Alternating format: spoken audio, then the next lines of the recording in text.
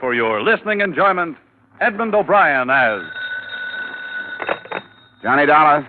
Cal Porter at Associated, Johnny. What's up, Cal? You remember the Unger case, about 1945? Henry J. Unger. Your testimony sent him up for a 1 to 10 hitch. Insurance fraud?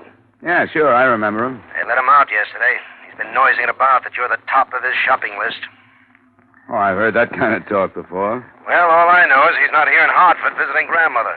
We'd like to have you on a payroll for a few weeks just for safety's sake. Keep an eye on him for us. Probably the easiest money I've ever taken, Cal. If I remember Mr. Unger, he'll have his eye on me.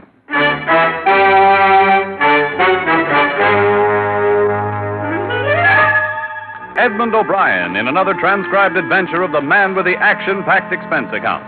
America's fabulous freelance insurance investigator. Yours truly, Johnny Dollar.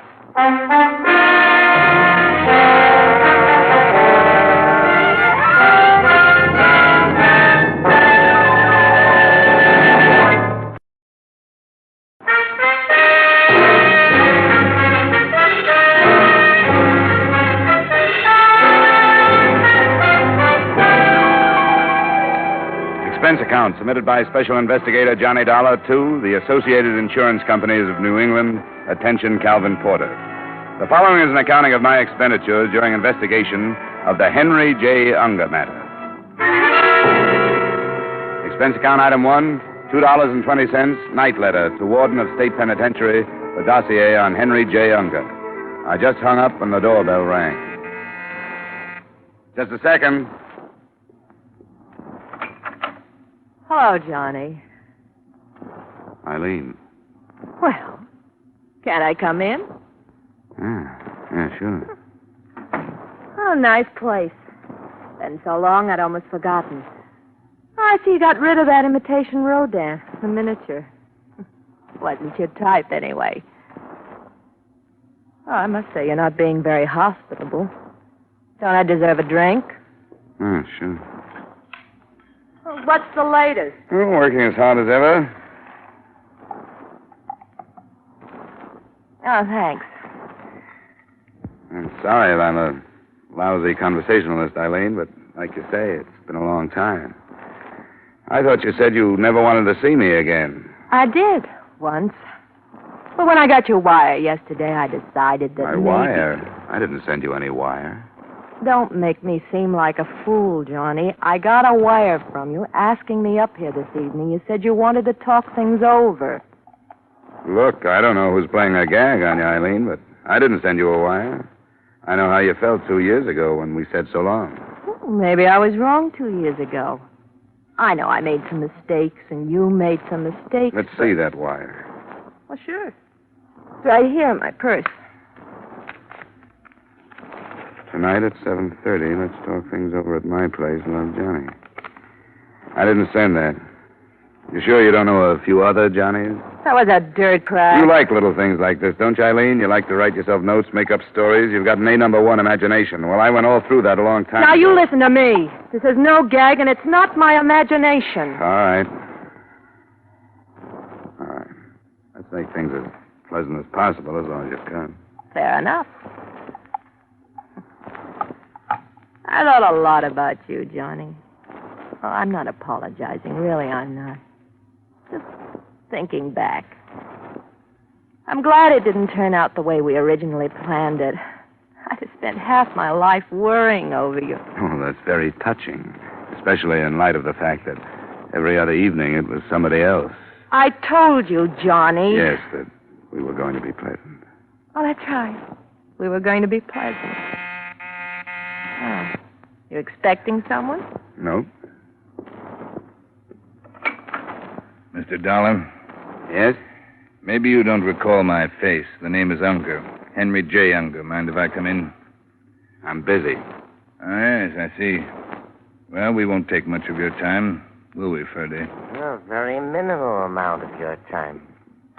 Mind introducing me to the lady? What do you want, Unger? My name is Henry J. Unger, miss. Well, maybe I better go, Johnny. No, stick around. Go on, Eileen. I'll see you later. I said stick around. I guess you better stick around. You just came over for a visit, Unger. Let her go home. Oh, no. Maybe she'd like to watch the activities. Purdy, get out the needle. Now, look, Unger. Oh, you talk, just like someone in insurance. You make so much noise and you don't say anything. How's it coming, Purdy? Satisfactorily. It's all ready. And they were each having a drink, too. I noticed that. Got the rope? Now, you know I have the rope. That chair will be fine. Sit down, Dollar. What's the angle, Unger? You'll find out. Sit down. Can you work with gloves on, Purdy? Sure. I could do it with mittens. And once around. Twice around. Once around.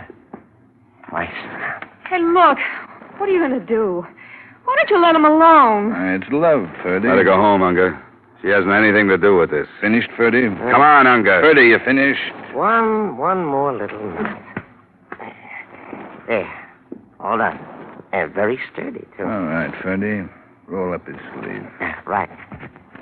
Hey, look. He's got a nice big blue vein right here. You know, it's so hard to find a good, nice, blue, bulgy vein on somebody. Feel, Uncle, feel. He loves his work, this Purdy. Used to be a lab technician at some big hospital. Didn't you, Purdy? That's right, Mr. Unger. Hold very still, Mr. Dollar, and concentrate on this lovely girl you see standing before you. Just conceive of yourself as being a very big man, the President of the United States or something. Someone with influence. Yes, a great deal of influence.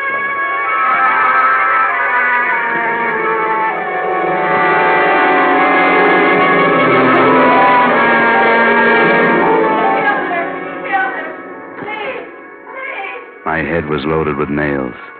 The warm air clouded my nostrils, and I couldn't breathe. I tried to open my eyes, but no luck. I longed for something bitter and bubbly and cold. It was the worst hangover I'd ever had in my life. I finally forced my eyes open. One of my hands felt heavy, and the other felt light. I turned my head painfully. There was a gun in my right fist. On the floor, dried blood. A lot of blood.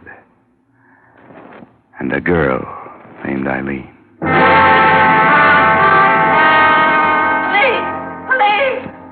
Oh. He killed her! Police! It was the maid. I remembered the keys hanging in a great silver ring from a wide waist. And she was gone. Empty liquor bottles. Two in the corner, one near the body. I focused my eyes on the gun. It was my own. I sat up and opened the breech. It had been fired. Twice. I looked at my watch. I put it up to my face and I looked at it hard. 10, 20. I had been out almost 3 hours. I went out into the fresh air and it hit me like a slap in the mouth. I almost passed out again. But I took it slow, not breathing too deeply.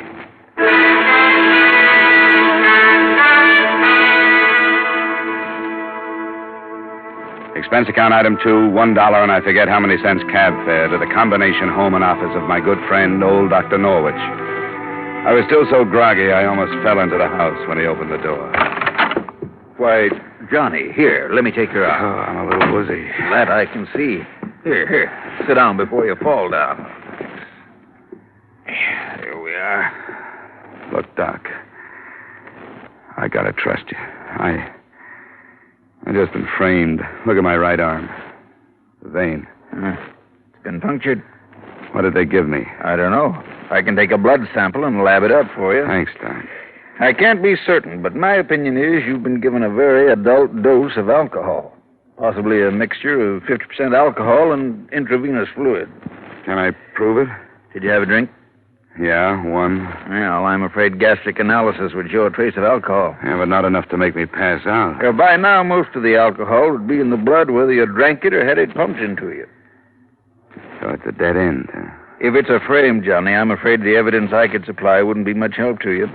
You've been radically anesthetized, my friend, but that little round dot on your arm could have been self-inflicted. A good prosecuting attorney could make mincemeat out of your case. Can you at least make me solid again? It'll take a few hours, but I can get you on your feet. If you don't mind being treated a little rough. I don't mind anything, Doc, as long as you can get me awake enough to keep myself alive.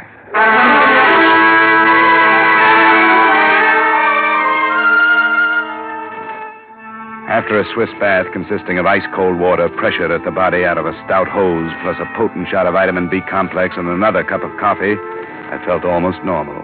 The throb in my head was gone. In its place was the cold realization that I was wanted for murder. Expense account item 3, 50 cents taxi fare to Asylum Street. It was funny going through all the motions of a murderer. I began to feel an edge of guilt creep into me. By the time I hauled myself into the Lost Soul Cafe, I felt as much a part of the place as the tramp at the elbow of the bar. I found an old informant at a front table. Expense account item 4, $25 strictly for information. Sure. Sit down. For that kind of money, sit down. Thanks.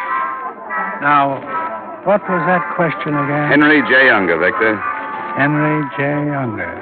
Just unfrozen. That's right. Well, 25 isn't very much. 25 is my present limit. This isn't too big a case. I could do better on quiz show. Henry J. Unger and his character man, Ferdy. $25 and a shot. Right. Won't you join me? Oh, I can't look at this stuff. I took the cure once. Fistula, we're the same. Henry J. Who? Unger. Well, he hasn't been around long enough for me to know his habits. Just a few weeks. He just got unfrozen, you know. Yeah, that's what you said. Did I? Oh, yes, so I did. Well, he's been dropping in here every afternoon about... What time is it? 3 o'clock. In the afternoon? Yeah, in the afternoon. I've been here a long time. Oh, he should be here at any minute. You know, I should stop imbibing. You know why? It isn't really good for you. If you had the treatment I had last night, you'd quit. Oh, wonderful. Give me a temperance lecture. I haven't heard one in 14 years. The last lady that lectured me, I married. Turned her into a derelict and got rid of her. Give me a temperance lecture. Yeah, some other time. I just saw her. Where? See you later, Victor. Thanks.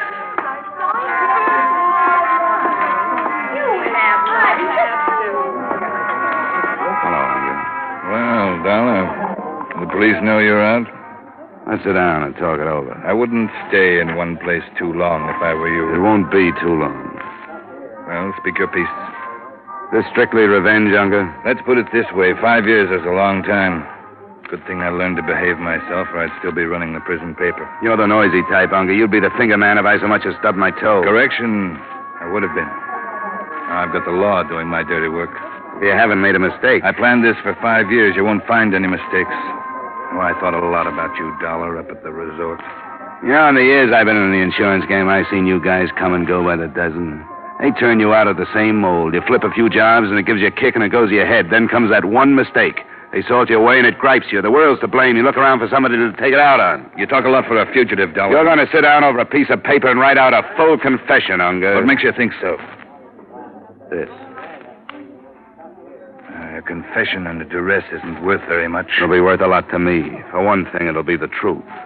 You'll have to prove I held a gun on you. Drop it, Dollar. What? I said drop it.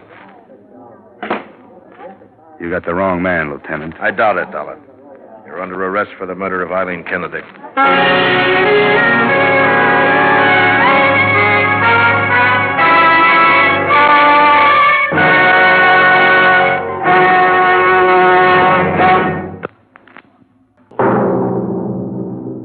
And now, with our star, Edmund O'Brien, we return you to the second act of yours truly, Johnny Dollar.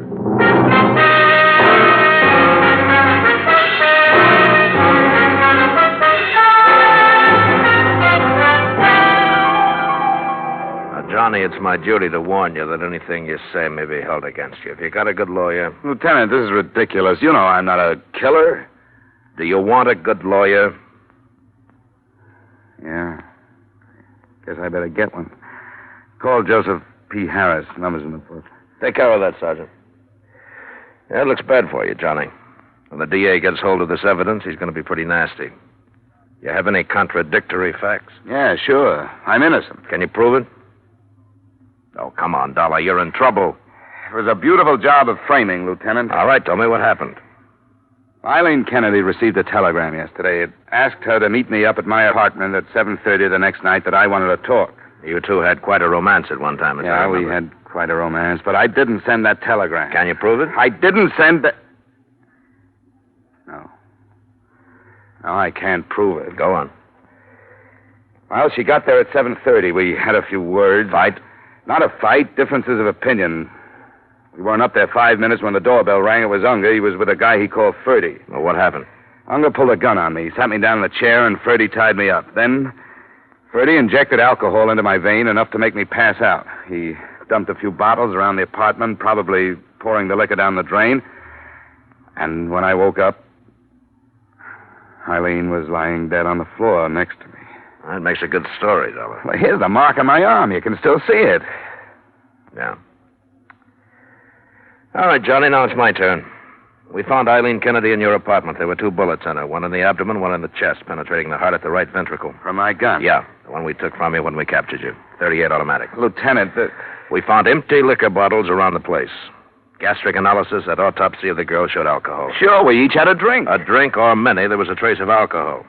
Now, you say you didn't take more than 1 drink. Can you prove it? Can you prove it? Can you prove it? Can you prove you washed your face this morning? I don't have to, Johnny. Okay, Sergeant, take him to his cell. When his lawyer comes, send him right in.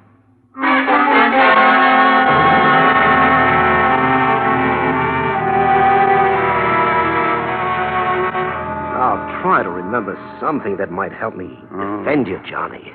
Joe, I just can't think anymore. My head's going around like a pinwheel. You've got to keep yourself under control. Now, you're an investigator. You're used to dealing with things like this. Certainly when it comes to your own life. Yeah, that's just it. When it comes to my own life, I'm tied up in knots. I see. Well, I'll be frank. It'll be a rough one. Are they still holding Unger? They couldn't hold him. They had no charge against him. Uh-huh. And it looks like the indictment will go through, huh? Yeah, it looks like it. You were terribly drunk, Johnny. Dr. Norwich told me the percentage of alcohol in your blood. You think I killed her, don't you? Now, look, Johnny, I'm trying to Forget it. help you. Forget it, Joe. I'll see you in court.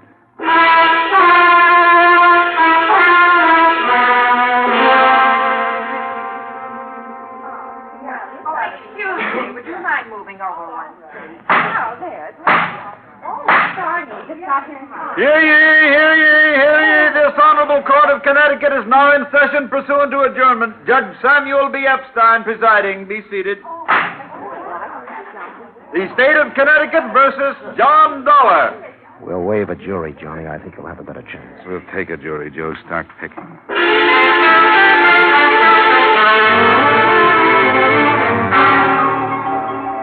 Your name, please? David W. Norwich, You're a physician, is that correct? physician and surgeon. Now, Dr. Norwich, did the defendant, Mr. Dollar, make a visit to you on the night of July 10th last? He did. Would you mind explaining the circumstances of that visit to the jury, Doctor? He was very sick. I had to help him inside. He was so sick. A laboratory analysis of his blood showed him to be under the influence of alcohol. Did the defendant, or did he not show you a spot on his arm where a hypodermic needle had penetrated? He did. And did you or did you not suggest to him at that time that the alcohol might have been administered by means of a hypodermic needle? I did. But also... That'll be all, Doctor. Not quite all, Doctor. Now, Doctor, you know as well as I do that a little black dot on the underside of the elbow might have been done by an enterprising young investigator such as Mr. Dollar in order to put forth a fairy tale that he was drugged, do you not? I object, Your Honor. The prosecuting attorney is attempting to intimidate the witness and interject his own opinions through the medium of his questions. Justine? Very well. Doctor, is there any possible way of showing through laboratory tests of one sort or another whether alcohol had been administered by hypodermic or by mouth? Yes, there is. Gastric analysis. And did you perform such a test upon the defendant, Mr. Dollar, at the time of his visit to you, July 10 last? I did. Will you tell the jury what you found, please? I found a trace of alcohol. That will be all, Doctor. Thank you.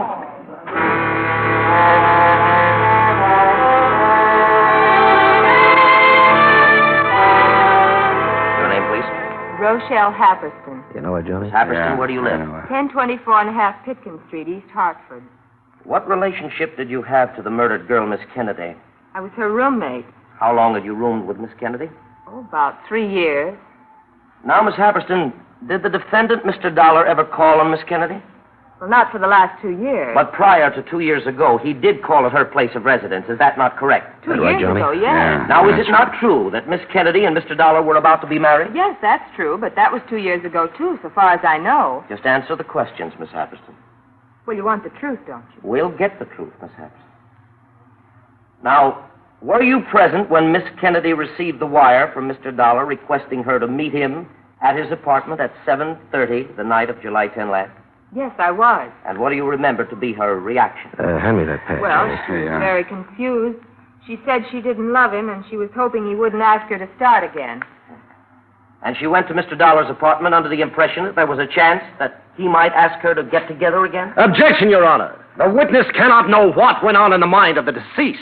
Sustained. Strike the previous question from the record. Proceed. In your opinion, let me put it this way. Did Miss Kennedy not say to you only a day before the time that she left for Mr. Dollar's apartment that she was not in love with Dollar and that she hoped he would not ask her to marry him? Yes, she did. That will be all, Miss Happerston.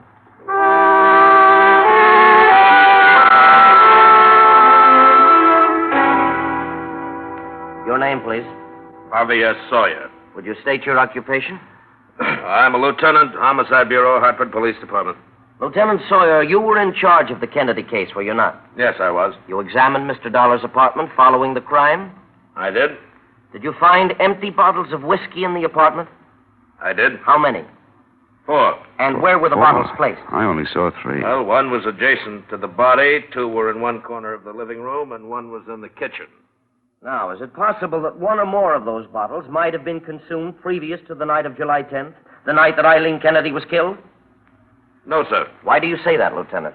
Well, there were a few drops of liquor in every one of the 4 bottles. Had the liquor been consumed previous to that night, these drops would have evaporated by the time we got there. Thank you, Lieutenant. Your witness, Mr. Harris. No questions. Looks bad, Johnny. 4 bottles. I only saw 3. Maybe a plea of guilty. A hypodermic? What'd you say? Joe, I've been in a fog. Put me on the stand. I'd advise against it, Put Johnny. me on the stand, Joe.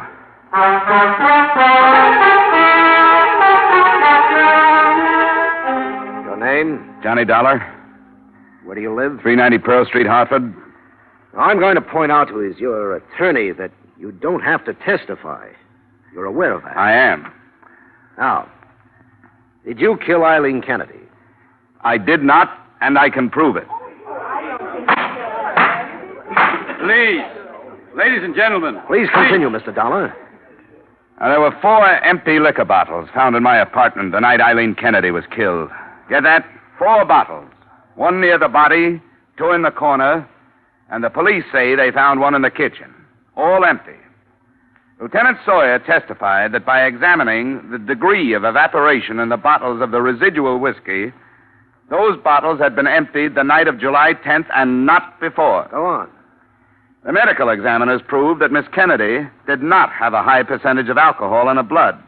She could not then have consumed as much as a pint of liquor, and the police say even that much is doubtful. Now, that means, ladies and gentlemen, that the night of July 10th, I would have had to consume over 3.5 quarts of whiskey. I've got to admit that I would have been unconscious long before I reached that point. Order. Proceed, Mr. Dollar. Now, as for the hypodermic needle, assuming I were about to go under from an overdose of alcohol, Is it likely that I, who have had no practice at the administration of hypodermics, would have used my left hand to administer a hypodermic to myself and be accurate enough to hit the vein so exactly? Ladies and gentlemen, there's only one man who had a motive to kill Eileen Kennedy. That motive was to get me, something he'd been threatening to do for 5 years. And that's the man, the next witness, the elevator boy in my building, saw come up to my apartment the night of Eileen Kennedy's murder. That man is here in this courtroom. His name is Henry J. Unger. Look out, he's making a break for it. Copy, Pete. We got him. You did it, Tommy, you did it.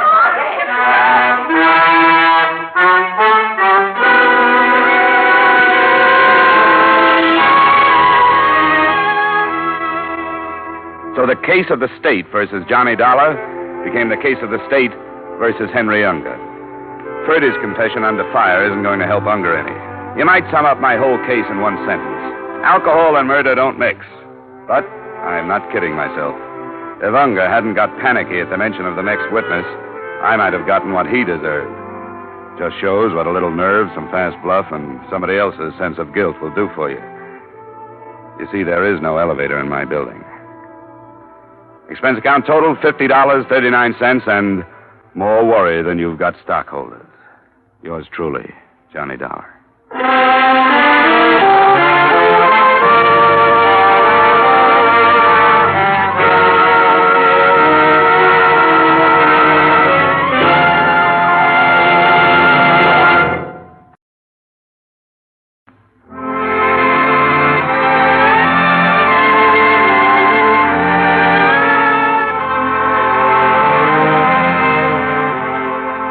Yours truly, Johnny Dollar, stars Edmund O'Brien in the title role and is written by Gil Dowd and David Ellis, with music composed and conducted by Leith Stevens. Featured in tonight's cast were Lou Krugman, Gene Bates, Raymond Burr, Sidney Miller, Mary Shipp, Harley Bear, Herb Butterfield, and Bill Conrad. Yours truly, Johnny Dollar, is produced and directed by Jaime Del Valle.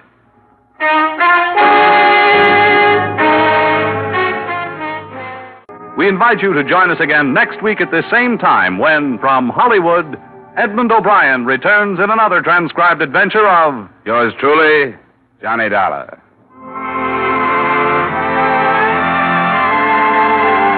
Bob Stevenson speaking.